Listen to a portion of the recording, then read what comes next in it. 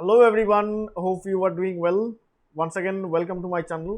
फिर से सभी को मेरा चैनल पे स्वागत है. Today also I came up with a new topic. The topic is continuous training method in sports.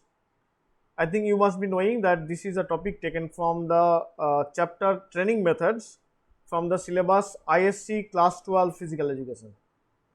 The students, those who have taken physical education as a subject in ISC class 12, the videos what I am making further in the YouTube, those videos will be very helpful as per my belief. Therefore, if you are already there in my channel, so I would request you to keep following my channel, and if you are not in my channel, I would request you to subscribe it and press the bell icon so that you get notified with all the videos what I am making further. In this regard, I must say that I am compiling a course material. That course material will be containing the video links with the topics mentioned, so that you do not need to fumble around to entire YouTube to get your desired video. So you just click on the link and you get the content. That will be very good help for you. And another thing that I am providing a course booklet, that is question answer booklet from section A and section B of your syllabus. I think these questions and answers are prepared in such a way so that will be very comfortable for your board examination. So I think these will be very helpful in your board examination as per my belief. So therefore, let's move forward with the topic today.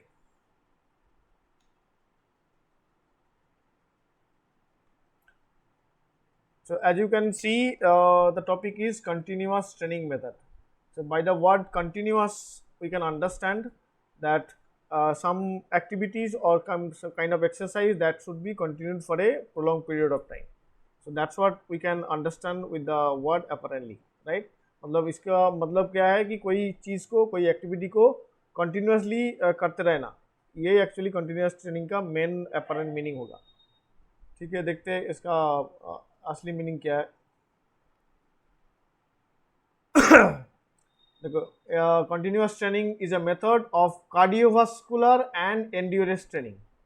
Cardiovascular means, if you want to understand what is cardiovascular, it is related to your circulatory system as well as your respiratory system. That actually provides the oxygenated blood to your muscles to carry forward with the activities or the exercise what you are carrying forward. And endurance, that means because of that your endurance will be improved. मतलब cardiovascular training जो है उसका main तरीका, जो main मतलब जो है, मतलब आपका जो सर्कुलेटरी सिस्टम है वो सर्कुलेटरी सिस्टम और रेस्पिरेटरी सिस्टम इसको अच्छे तरीके से फंक्शन कराना, जैसे ऑक्सीजन लेवल पूरा मसल्स में अच्छे तरीके से ठीक से पहुंच जाए, जैसे तुम्हारा एंड्योरेंस बढ़ जाए. That involves performing physical activities such as running, cycling and swimming. Basically these activities are very much active in this particular training at a steady intensity for an extended period of time without rest or interval. मतलब repetitive training में जो जैसे बोला था मैंने कि उसमें complete rest दिया जाएगा एक रिपीटेशन के बाद. बस यहाँ पे कंटिन्यूस ट्रेनिंग जब स्टार्ट होगा उसके बीच में कोई रेस्ट नहीं होगा, मतलब कंटिन्यूसली चलेगा. जो एक्टिविटी बोलेगा कि 30 मिनट्स करो तो करते रहना. जो एक इंटेंसिटी तुमको बोल दिया जाएगा कि तुम्हारा कौन सी कितना हार्ट लेवल कितना रख के चलना है, तो उसी हिसाब से तुमको स्टेडी स्पेस में चलना है. उसके बाद क्या है पर्पस क्या है? The primary purpose of continuous training is to develop a strong aerobic base. Aerobic base actually, if you want to understand aerobic base, that actually includes the activity that is done with the presence of oxygen. So oxygen supplementation to the body is very much required so that you can continue the activity for a prolonged period of time. इसका मतलब क्या है? तुम्हारा oxygen level जो है उसको बजाय रखने के लिए पूरा जो एक्टिविटी है उसके लिए, तो इसके लिए बोला गया कि स्ट्रॉन्ग एरोबिक बेस, तुम्हारा ऑक्सीजन बेस अच्छे तरीके से बढ़ाना है. This means improving the body's ability to use oxygen efficiently over a long period. मतलब इसका जो मतलब है, जो ऑक्सीजन जो तुम कंज्यूम कर रहे हो उसको लॉन्ग पीरियड को एफिशिएंटली यूज करना, इसका मतलब है. This type of training strengthens the heart and lungs. पहले भी बताया था कि हम लोगों का respiratory system as well as circulatory system, both the systems are very much important in this particular training. तो इसमें क्या होता है, तुम्हारा हार्ट और लंग्स को अच्छे तरीके से ट्रेनिंग करते हैं। Increases the number of red blood cells, मतलब जब तुम ये ट्रेनिंग करोगे तुम्हारा रेड ब्लड सेल्स ब्लड में जो है वो अच्छे तरीके से बढ़ेगा, मतलब वो ऑक्सीजन कैरी करता है। improves the efficiency of muscles in using oxygen as a fuel source। ये भी एक इम्पोर्टेंट चीज़ है, मतलब तुम्हारा मसल्स का एफिशिएंसी बढ़ेगा, जैसे जो ऑक्सीजन तुम ले रहे हो, मतलब जो कंज्यूम कर रहे हो, वो जो कैपेसिटी बढ़ा रहे हो उसको बॉडी में यूटिलाइज करना भी अच्छे तरीके से करना है, वो भी ये कंटिन्यूस ट्रेनिंग के हिसाब से होता है। It is a foundational method of endurance sports like marathon. ये भी दिमाग में रखना है कि कौन सी एक्टिविटी के लिए ये इम्पोर्टेंट है। Marathon running, cycling and long distance training, तो ये सब जो चीज़ एक्टिविटीज़ है इसके लिए ये बहुत इंपॉर्टेंट है। तो उसके बाद हम लोग क्या जाएंगे, हम लोग टाइप्स, कौन सा टाइप का कॉन्टिन्यूस ट्रेनिंग हो सकता है। तो पहला हम लोग लिखे देखो कि स्लो कॉन्टिन्यूस मेथड, मतलब ये जो टाइप हम बोल रहा हूँ, ये टाइप एक्चुअली डिपेंड करता है हम लोग इंटेंसिटी कितना दे रहा हो और कितना टाइम हम लोग ये एक्टिविटी कर रहा हूँ इसके ऊपर। तो स्लो कंटिन्यूस मतलब अब तुमको पता ही होगा कि तुम्हारा जो एक्टिविटी लेवल होगा वो स्लो स्पेस में चलेगा। This method involves exercising at a low to moderate intensity for a long duration, मतलब बहुत टाइम से चलेगा। It's the foundation of aerobic fitness. Aerobic fitness बढ़ाने के लिए ये बहुत इंपॉर्टेंट है। देखो ये बहुत इंपॉर्टेंट चीज़ है जिसको दिमाग में घुसाना है कि हार्ट रेट तुम्हारा 60-70% मैक्सिमम हार्ट रेट रखना पड़ेगा। तुम्हारा जो maximum heart rate oxygen Uptake capacity जो है, मतलब जो हार्ट रेट जितना मैक्सिमम जो हार्ट रेट हो सकता है उसका 60-70% हार्ट रेट में तुम्हारा ये एक्टिविटी चलाना है। और ड्यूरेशन क्या है, टिपिकली 30 मिनट्स और मोर, मतलब 30 मिनट्स और इससे ज़्यादा टाइम तक ये एक्टिविटी चलेगा। इसका मेन गोल क्या है, to improve the aerobic system, build endurance, मतलब एरोबिक सिस्टम का अच्छे तरीके से बढ़ाना है, बिल्ड एंड्योरेंस बढ़ाना है, और enhance the body's ability to use fat as a fuel source. मतलब बॉडी में जो फैट हम लोग फैट जमता है उसका भी यूज करके एज ए फ्यूल सोर्स इस सब से कम कराना है। ठीक है, तो हम लोग चलते हैं नेक्स्ट टाइप का। उसके बाद क्या है, fast continuous training. Fast continuous training मतलब इस नाम से पता चलता है कि ये एक्टिविटी थोड़ा फास्ट करना है। This method involves exercising at a moderate to high intensity for a shorter duration, मतलब इसका ड्यूरेशन शॉर्ट होगा, मतलब इसका इंटेंसिटी थोड़ा ज़्यादा होगा। It is more challenging than slow continuous, मतलब स्लो कंटिन्यूस एक्टिविटी जो है उससे थोड़ा ज़्यादा चैलेंजिंग है। और यहाँ पे भी लिखा हुआ है, ये भी अच्छे तरीके से दिमाग में घुसाना है कि हार्ट रेट तुम्हारा 70-85% ऑफ मैक्सिमम हार्ट रेट, तुम्हारा मैक्सिमम जो हार्ट रेट होता है उसका 70-85% हार्ट रेट में ये एक्टिविटी तुमको चलाना है। ड्यूरेशन क्या है, टिपिकली 20-30 मिनट्स, मतलब इसका जो ड्यूरेशन होगा स्लो कंटिन्यूस में हम लोग क्या पढ़ते हैं कि 30 मिनट्स से ज़्यादा, और इसमें क्या बोल रहा है कि 20 से 30 मिनट्स। ठीक है, तो इसका गोल क्या है, to improve the body's lactate threshold, increase cardiovascular power and raise the upper limit of aerobic capacity. हम लोग का जो एरोबिक कैपेसिटी का जो लास्ट थ्रेशोल्ड होता है उसका ऊपर जाना है। ब्लड लैक्टेट, हम पहले रिपीटिशन ट्रेनिंग में भी बोला था कि हम लोग का जब एक्टिविटी करता हूँ उस वहाँ पे मसल्स में लैक्टिक एसिड फॉर्म होता है, जो जिसके हिसाब से हम लोगों का बॉडी टायर्ड हो जाता है, मतलब मसल टायर्ड हो जाते हैं। तो जब तुम ये सब कंटिन्यूस ट्रेनिंग करते रहोगे, कोई ट्रेनिंग करोगे, तुम्हारा लैक्टेट लेवल थ्रेशोल्ड जो है वो एक्चुअली बढ़ जाएगा और तुम्हारा लैक्टिक एसिड टॉलरेशन कैपेसिटी बढ़ जाएगा। उसके बाद क्या है, variable space method. Actually, this is actually similar to the fartlek training method that I will be discussing in the next video.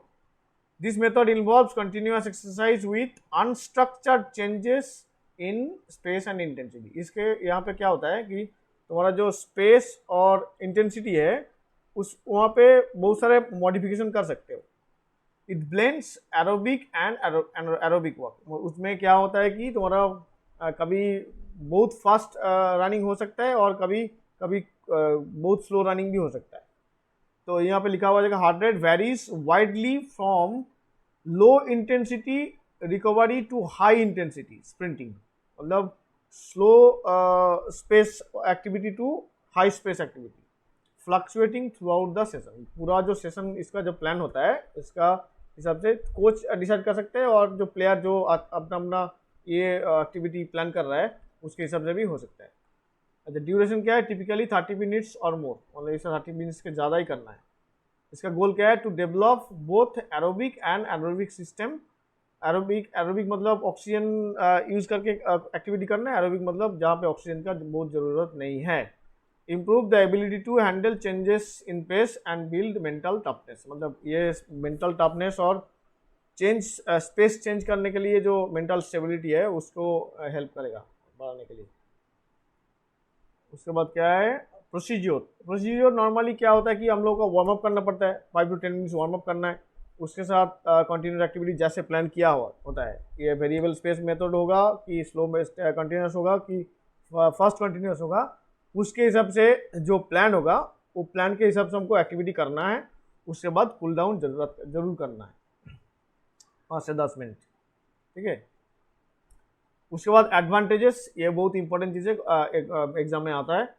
First point क्या है? Improved aerobic capacity. पहले भी बताया था कि हम लोगों का जो एरोबिक कैपेसिटी है, मतलब ऑक्सीजन यूटिलाइजेशन एंड ऑक्सीजन को यूटिलाइज करके एक्टिविटी चलाना है और मसल्स को वो ऑक्सीजन अच्छे तरीके से मेटाबोलाइज करना, ये भी ये तरीका इससे एडवांटेज है। और इंक्रीजिंग VO2 मैक्स, मतलब oxygen Uptake capacity. VO2 max का मतलब है ऑक्सीजन अपटेक कैपेसिटी, कितना ऑक्सीजन तुम बॉडी शरीर में अपटेक कर रहे हो, ठीक है। An individual can use during intense exercise, मतलब इंटेंस एक्सरसाइज के टाइम कितना ऑक्सीजन तुम मैक्सिमम ऑक्सीजन तुम शरीर में अंदर कर रहे हो, विच इज अ की इंडिकेटर ऑफ एरोबिक फिटनेस। मतलब एरोबिक फिटनेस का सबसे बड़ा जो इम्पोर्टेंट फैक्टर है VO2 मैक्स है, मतलब कितना ऑक्सीजन तुम अपटेक कर रहे हो। एनहांस्ड कार्डियोवास्कुलर हेल्थ, जो पहले ही बताया था कि कार्डियोवास्कुलर हेल्थ तुम्हारा इंप्रूव होगा, मतलब circulatory system as well as respiratory system, both the systems will be much more strong and that will be functioning very effectively. The steady state nature of the training strengthens the heart muscles and improves circulation, reducing the risk of the heart disease. मतलब जब तुम्हारा circulatory system and respiratory system अच्छे तरीके से काम करना start हो जाएगा, ऑटोमेटिकली ये क्या होता है कि तुम्हारा जो एक्टिविटी कर रहे हो उसके हिसाब से तो हेल्प होगा ही, उसके साथ साथ तुम्हारा जो हार्ट डिजीज लोगों का होता है उसका चांसेस भी कम हो जाएगा। इफेक्टिव फॉर फैट लॉस, ये भी एक इम्पॉर्टेंट है। जब तुम पहले भी बताया था कि जो हम लोगों का बॉडी में जो फैट कंटेंट है, तो वो फैट को यूटिलाइज करके कैसे एक्टिविटी करना है, उसका कैसे यूटिलाइज करना है, वो भी ये इसके हिसाब से होता है। तो working in the aerobic zone for an extended time promotes the use of the fat as a primary fuel source. Let me tell you in this regard, मतलब क्या होता है कि जब हम लोगों का कोई एक्टिविटी स्टार्ट होता है, उसमें पहला एनर्जी प्रोवाइड करते हैं हम लोग का ATP-PC सिस्टम, ठीक है। तो ATP-PC सिस्टम मैक्सिमम 10 सेकेंड्स तक तुमको ओरिजिनल एनर्जी दे सकता है। उसके बाद साथ होता है हम लोगों का एरोबिक सिस्टम। एरोबिक सिस्टम मतलब उसमें हम लोग का जो कार्बोहाइड्रेट जो हम लोग खाते हैं, उसको जो कंटेंट जो मसल में स्टोर होता है ग्लाइकोजन हिसाब से, तो उसका ब्रेकडाउन होके उसका मेटाबोलाइज होके उसको वो एनर्जी प्रोवाइड करते हैं। उसके बाद आता है एरोबिक सिस्टम। एरोबिक सिस्टम में पहले प्रोटीन और फैट इसको बर्न करके हम लोगों का पहले फैट बर्न करके उसके बाद प्रोटीन बर्न करके हम लोगों का एनर्जी प्रोवाइड होता है। तो इसके लिए जब फैट बर्न करके एनर्जी प्रोवाइड होगा तो ऑटोमेटिकली वहाँ से फैट रिड्यूस होगा ना। तो यही इसका एक्सप्लेनेशन है। और दो है लो इम्पैक्ट ऑन जॉइंट्स, ये भी बहुत इंपॉर्टेंट पॉइंट है, क्योंकि हम लोग जब स्लो और स्टेडी स्पेस में वर्कआउट करेंगे तो हम लोग का जॉइंट में भी चोट कम लगेगा. It places less stress on the joints and muscles compared to high intensity training. High intensity जो एक्टिविटी जो करते हैं हम लोग, उसके हिसाब से यहाँ पे कम चोट पड़ता है, उसका मतलब प्रेशर भी कम जनरेट होता है, which can help prevent injuries. Simplicity and adaptability, मतलब यहाँ पे जो एक्टिविटी जो है जैसे करना है, मतलब सोचो तुमको बोला गया कि 30 मिनट्स तुम 40 टू 60 टू 70% हार्ट रेट में दौड़ो, तो इसमें बहुत सारे प्लान का ज़रूरत नहीं है, यहाँ पे बहुत सारे इक्विपमेंट की भी ज़रूरत नहीं है. मतलब एक ग्राउंड होगा, उसमें भी 30 मिनट्स कंटिन्यू करते रहेंगे. मतलब ये बहुत सिंपल है और एडेप्टेबल है. It is easy to perform, requires minimal equipment and can be adapted to various activities like running, swimming and cycling or rowing. So these are the activities, particular training can be utilized very smoothly. Okay. So I think the video was likely, as I understood the information what I have provided, that was very apt for your board examination. If it is so, I would request you to press the like button so that it will be encouraging for me. If you share and comment, that also will be very encouraging for me. Anyway, thank you so much for watching this entire video. I would request those who are not in my channel, please subscribe it so that you get notified with the other videos. Thank you so much.